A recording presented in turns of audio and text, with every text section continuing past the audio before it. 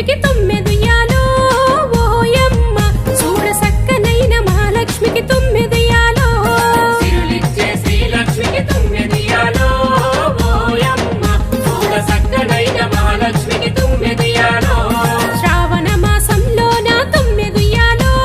మాయమ్మ శుక్రవారమున పూజలంట తొమ్మిదియాలో శ్రావణ మాసంలోన తొమ్మిదియాలో మాయమ్మ శుక్రవారమున పూజలంట తొమ్మిదియాలో